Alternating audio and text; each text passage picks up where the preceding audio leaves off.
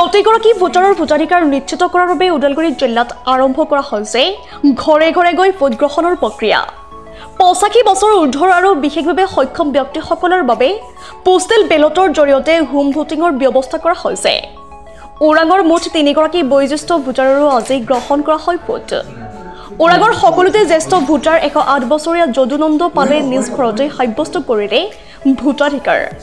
vote প্ৰদান কৰি ব্যক্ত কৰিলে নিজৰ মনোভাৱ মাজবাটৰ পৰা যতীন নাথৰ ৰিপৰ্ট ইছা 24/7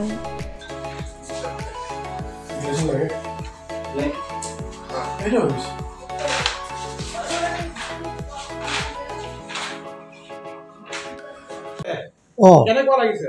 ভালো লাগিছে আগতে দিছিল নেকি আৰু প্ৰত্যেক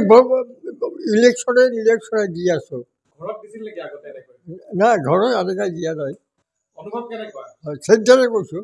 এই চুমাগাঁও স্কুলত কেনেকুৱা লাগিছে এতিয়া ভালেই লাগিছে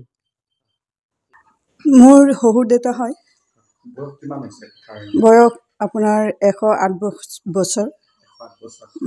2024 নিৰ্বাচনৰ ইতিমধ্যে পোষ্টেল ভোট প্ৰদান কৰিলে কি ক'ব কেনেকুৱা অনুভৱ হৈছে তাৰমানে দেউতা যে এতিয়া যাব নোৱাৰে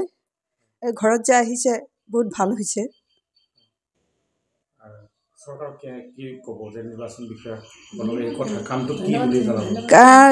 এনেকুৱাকৈ কামটো কৰিছে কাৰণে চৰকাৰক বহুত বহুত ধন্যবাদ মোৰ পাৰ্ট নম্বৰ হৈছে 161R ইয়াতে মোৰ 3জন ছিনিয়ৰ চিটিজন আছে তেওঁলোকৰ ইতিমধ্যে 3জনৰে কাম সমাপ্ত কৰা হৈছে ভোট লোৱা হৈছে এতিয়া সেইখিনি আৰু এই 3জন হ'ল যদুনন্দন পাল আৰু এটা আছে নুনিবালা তেখেতৰ ভোটাৰ লিষ্ট মতে 99 একচুৱেল ভোট তেখেতৰ এজ হেনো 100ৰ ওপৰত আছে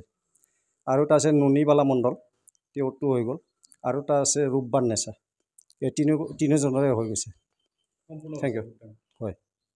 থেংক ইউ